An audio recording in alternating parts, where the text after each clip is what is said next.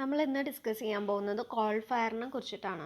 അപ്പോൾ call fire എങ്ങനെയാണ് ഉണ്ടാവുന്നത്, കോൾ ഫയറിൻ്റെ നാച്ചറിനെ എങ്ങനെയൊക്കെയാണ് അത് എഫക്റ്റ് ചെയ്യണത്, നമ്മളെ എങ്ങനെയൊക്കെയാണ് എഫക്റ്റ് ചെയ്യുന്നത്, ദെൻ അങ്ങനെയുള്ള കാര്യങ്ങളാണ് നമ്മൾ കോൾ ഫയറിൻ്റെ താഴെ പഠിക്കുന്നത്. അതുപോലെ തന്നെ നിങ്ങൾക്ക് building fire, forest fire, oil fire, ഇങ്ങനെ 3 ടോപ്പിക് കൂടെ പഠിക്കാൻ വരുന്നുണ്ട്. അത് നമുക്ക് നെക്സ്റ്റ് ക്ലാസ്സിൽ നോക്കാം. അപ്പോൾ ഇന്ന് നമ്മൾ കോൾ ഫയർ എന്താണെന്ന് നോക്കാം. The term coal fire refers to a burning or smoldering coal seam, coal storage pile or coal waste pile. അതായത് നമ്മുടെ ഒരു കോൾ ഫയർ എങ്ങനെയാണ് ഉണ്ടാവുന്നത്, ബേൺ ചെയ്യാണ് നമ്മുടെ കോൾ സീം എന്ന് പറഞ്ഞാൽ നമുക്ക് നാച്ചുറലായിട്ട് കോൾ ഒക്കർ ചെയ്യുന്നത് ആ സ്ട്രാറ്റൈനാണ് നമ്മൾ എന്ത് പറയുന്നത്, കോൾ സീം അല്ലെങ്കിൽ call storage pile or call waste pile, ഇതൊക്കെ ബേൺ ചെയ്തിട്ടാണ് നമുക്ക് കോൾ ഫയർ ഉണ്ടാവുന്നത്. അപ്പം ഇതിന് 2 മേജർ കോസസ് ആണുള്ളത്. ഫസ്റ്റ് വൺ നാച്ചുറൽ കോസസ് ഉണ്ട്, then human causes. Natural causes പറഞ്ഞാൽ എന്തായിരിക്കും, നമ്മുടെ ലൈറ്റ്നിങ് അല്ലെങ്കിൽ വൈൽഡ് ഫയർ ഒക്കെ ഉണ്ടാവുന്ന സമയത്ത് ഇതുമായിട്ട് കോണ്ടാക്റ്റ് വരികയാണെങ്കിൽ അങ്ങനെ നാച്ചുറൽ കോൾ ഫയർ ഉണ്ടായിരിക്കും. Coal seam or dust can be exposed by erosion or a subsidence event strike by lightning or ignites by wildfire. ഇത്രയും കാര്യം കൊണ്ടാണ് നാച്ചുറൽ കോസസ് എന്ന് പറയുന്നത്. ദെൻ ഹ്യൂമൻ കോസസ് ഉണ്ട്. ഹ്യൂമൻ കോസസ് എന്ന് പറഞ്ഞു കഴിഞ്ഞാൽ friction, electricity or oxygen can ignite coal peat or dust during regular extraction. അതായത് ഫ്രിക്ഷൻ കാരണം, അതായത് കോളുകൾ തമ്മിലുള്ള ഫ്രിക്ഷൻ കാരണം എന്തുണ്ടാകാം, ഫയർ ഉണ്ടാകാം. ദെൻ ഇലക്ട്രിസിറ്റി, ദെൻ ഓക്സിജൻ, അങ്ങനെയുള്ള എന്താ പറയുക കണ്ടൻറ്റൊക്കെ എന്തിന് കാരണമാക്കുന്നുണ്ട്, കോൾ ഇഗ്നൈറ്റ് ചെയ്യാൻ കാരണമാക്കുന്നുണ്ട്. അപ്പം ഡ്യൂറിങ് റെഗുലർ എക്സ്ട്രാക്ഷൻ, നമ്മളിത് എക്സ്ട്രാക്ട് ചെയ്തെടുക്കുന്ന സമയത്താണ് ഇതൊക്കെ ഇതുമായിട്ട് എക്സ്പോസ്ഡ് ആവാൻ ചാൻസ് ഉള്ളത്. ദെൻ ഇല്ലീഗൽ മൈനിങ്, ട്രാൻസ്പോർട്ടേഷൻ, ഈ സമയത്തൊക്കെ എന്താണ് നമ്മുടെ കോൾ ബേൺ ചെയ്യാൻ കാരണമാവും. അതൊക്കെ എന്താണ് ഹ്യൂമൻ കോസസ് ആണ്. ദെൻ നെക്സ്റ്റ് എന്ന് പറഞ്ഞു കഴിഞ്ഞാൽ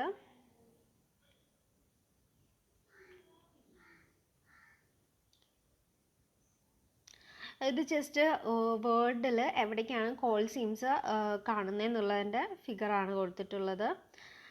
അടുത്ത വരുന്നതാണ് active coal seams and coal fire mines.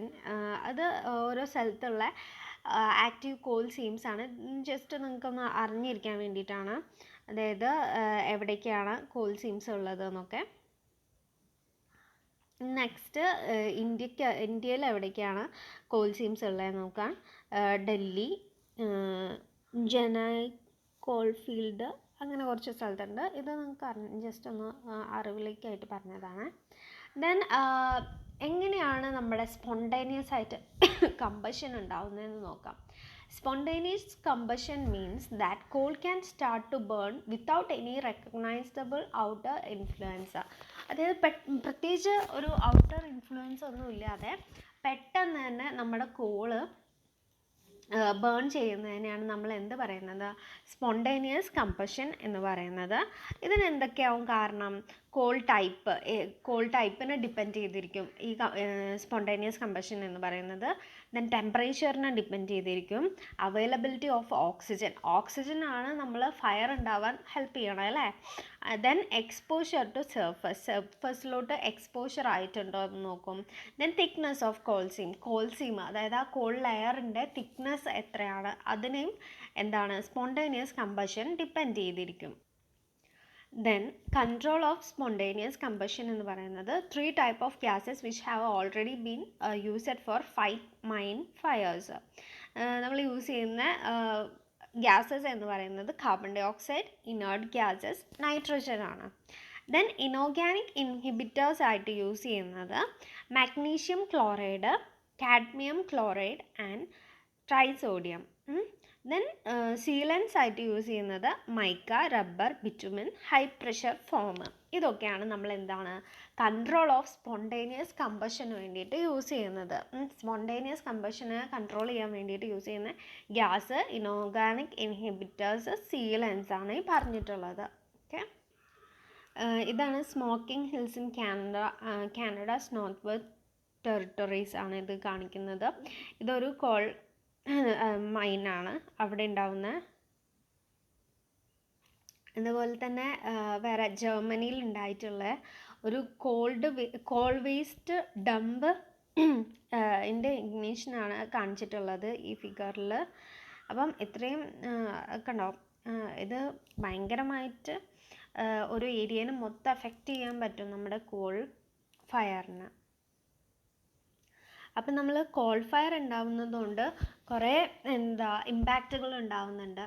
അപ്പം നമ്മൾ അറ്റ്മോസ്ഫിയറിന് ഇമ്പാക്റ്റ് ഉണ്ടാവുന്നുണ്ട്, അതുപോലെ തന്നെ ഹ്യൂമൻ ബീങ്സിന് ഇമ്പാക്റ്റ് ഉണ്ടാവുന്നുണ്ട്, പിന്നെ സോയിലിൽ സോയിൽ പൊല്യൂഷന് വേണ്ടിയിട്ട് ഇത് കാരണമാവുന്നുണ്ട്. അപ്പോൾ ഇങ്ങനെ കുറേ ഇമ്പാക്റ്റുകൾ നമ്മുടെ കോൾ ഫയർ കാരണമുണ്ട്. അപ്പോൾ നമുക്ക് ആദ്യം തന്നെ അറ്റ്മോസ്ഫിയറിക് എൻവയോൺമെൻറ്റിൽ എന്ത് ഇമ്പാക്റ്റാണ് കോൾ ഫയർ ഉണ്ടാക്കുന്നതെന്ന് നോക്കാം. അപ്പം കോൾ ഫയർ ഉണ്ടാകുന്ന സമയത്ത് ഏറ്റവും കൂടുതൽ റിലീസ് ചെയ്യുന്ന ഗ്യാസ് എന്ന് പറയുന്നത് കാർബൺ ഡൈ ഓക്സൈഡ് ആണ്.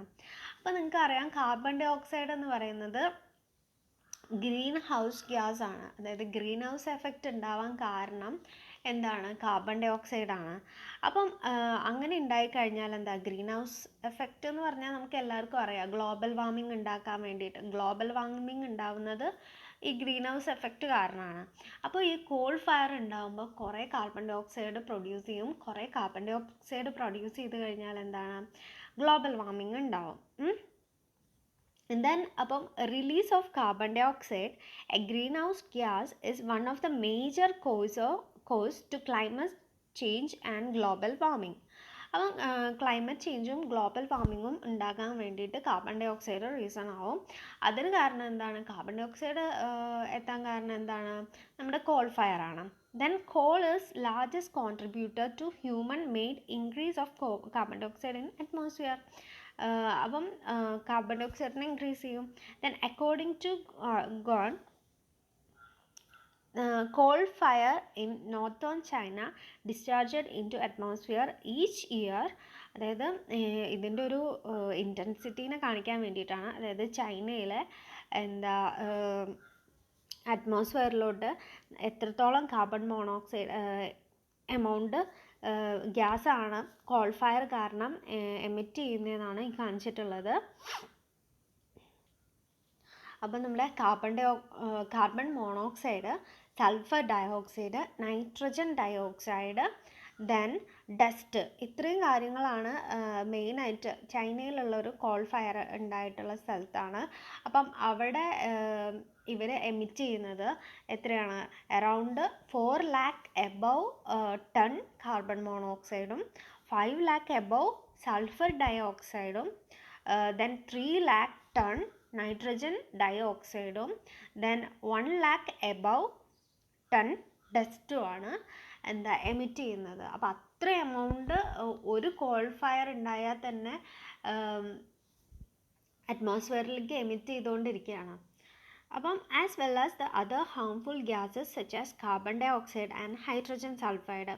കാർബൺ ഡൈ ഓക്സൈഡും ഹൈഡ്രജൻ സൾഫൈഡും എമിറ്റ് ചെയ്യുന്നുണ്ട്. ഇപ്പം നമുക്കറിയാം കാർബൺ മോണോക്സൈഡ് എന്ന് പറഞ്ഞാൽ കുറേ നമ്മളത് ശ്വസിച്ചു കഴിഞ്ഞാൽ നമുക്ക് കുറേ അസുഖങ്ങൾ ഉണ്ടാക്കും. അതേപോലെ SO2 സൾഫർ ഡൈ ഓക്സൈഡ് എന്ന് പറഞ്ഞാൽ ആസിഡ് റെയിനൊക്കെ കാരണമാവുന്നത് സൾഫർ ഡൈ ഓക്സൈഡാണ്. അങ്ങനെ H2S carbon dye oxide NO2 ഒക്കെ ഹാംഫുൾ എഫക്റ്റ് തന്നെയാണ് ഉണ്ടാക്കുന്നത്. ദെൻ നെക്സ്റ്റ് എന്ന് പറയുന്നത് ഇമ്പാക്റ്റ് ഓൺ സോയിൽ എൻവയോൺമെൻറ്റ് ആണ്. സോയിൽ എൻവയോൺമെൻറ്റിൽ എന്തൊക്കെ ഇമ്പാക്റ്റ് ആണ് ഉണ്ടാക്കാൻ നോക്കാം. Soil moisture and air have a great impact on plant growth. Okay, coal fire changes the physiochemical property of soil. Yellow burned soil is omnipresent in coal areas. Then നമ്മുടെ call ഏരിയയിൽ എന്താണ്? Call എന്ന് പറഞ്ഞാൽ കത്തണ സമയത്ത് എന്താണ്? നമ്മുടെ soil മോയ്സ്ചറൊക്കെ lost ആവും. So അതുപോലെ തന്നെ എയറും, ഇത് രണ്ടുമാണ് നമ്മുടെ പ്ലാന്റിൻ്റെ ഗ്രോത്തിനെ ഇമ്പ്രൂവ് ചെയ്യുന്നത്. അപ്പോൾ ഇത് ഇതായി കഴിഞ്ഞാൽ അവിടെ പ്ലാന്റ് ഒന്നും പിന്നെ വളരില്ല. അപ്പോൾ അത് സോയിലിനെ ഹാംഫുള്ളായി എഫക്റ്റ് ചെയ്യും. Then soil become fragile and prawn to crumbling with very low organic matter content and only small number of microorganism. അപ്പോൾ നമ്മൾ എന്താണ് ഇത് ക്രംബ്ലിങ്, സോയിലിന് ഒരു ക്രംബ്ലിങ് നേച്ചർ വരും. ആൻഡ് ദെൻ അടുത്തതെന്ന് പറഞ്ഞാൽ ഓർഗാനിക് മാറ്റർ ഒന്നും ഉണ്ടാവില്ല, അതുപോലെ തന്നെ മൈക്രോ ഓർഗാനിസം വളരെ കുറച്ചേ നമ്മുടെ സോയിലിൽ ഉണ്ടാവുള്ളൂ. അപ്പോൾ ഇതാണ് സോയിലിനെ എഫക്റ്റ് ചെയ്യുന്നത്. ദെൻ ഹ്യൂമൻ ഹെൽത്തിനെ എങ്ങനെയാണ് ഇമ്പാക്റ്റ് ചെയ്യുന്നതെന്ന് നോക്കാം. ഹ്യൂമൻ ഹെൽത്ത് എന്ന് പറഞ്ഞാൽ coal tar is a respiratory carcinogenic identified by the International Cancer Research Institution of the World Health Organization. അപ്പോൾ ക്യാൻസർ, കോൾ ടാർ ക്യാൻസറിന് കാരണമാവുന്നുണ്ട്, റെസ്പിറേറ്ററി കാർസിനോജൻ ആണ്. അപ്പം അതാണ് ഫസ്റ്റ് ഇമ്പാക്റ്റ് എന്ന് പറയുന്നത്. Then arsenic contained in coal fire discharge can cause chronic intoxication with after effects such as pigment deficiency, overpigmentation and skin cancer. Skin cancer, pigmentation ഒക്കെ കേട്ടിട്ടില്ലേ, ഇതൊക്കെ ഉണ്ടാവാൻ വേണ്ടിയിട്ട് കോൾ ഫയർ കാരണമാവുന്നുണ്ട്. ദെൻ കോൾ ഫയർ മിറ്റിഗേഷൻ, ഇതിന്ന് രക്ഷപ്പെടാൻ നമ്മൾ എന്തൊക്കെ ചെയ്യണം, mitigation. Then trench cutting and filling with incombustible materials. നമ്മൾ ട്രെഞ്ച് കട്ട് ചെയ്യില്ലേ, കോളിൽ കളക്ട് ചെയ്ത് വെക്കുന്നത്, അവിടെ ട്രെഞ്ച് കട്ടിങ്ങും ഫില്ലിങ്ങും ഒക്കെ നമ്മൾ എന്താണ് ഇൻകംബസ്റ്റബിൾ മെറ്റീരിയൽസ് യൂസ് ചെയ്തിട്ട് വേണം ചെയ്യാൻ വേണ്ടിയിട്ട്. Then surface sealing with soil, അതായത് നമ്മൾ സർഫസ് സീൽ ചെയ്യണം, അതായത് സർഫസിക്ക് എക്സ്പോസ് ചെയ്യുന്ന സമയത്താണ് കുറേ ചാൻസ് ഉണ്ട് ബേൺ ചെയ്യാനുള്ള. അപ്പോൾ നമ്മൾ സർഫസ് സീലിംഗ് സോയിൽ വെച്ചിട്ടാണ് ചെയ്യുന്നത്. Soil with high water retained capacity, നല്ല വാട്ടർ റീറ്റൈൻഡ് കപ്പാസിറ്റി ഉള്ള സോയിലായിരിക്കണം. Then creation of water pools on the surface, water circulation under pressure, flooding of fire areas, നമ്മൾ ഫ്ലഡിങ്, ദെൻ വാട്ടർ പൂൾസ് ഉണ്ടാക്കണം സർഫസിൽ. Then inert gas and foam infusion, then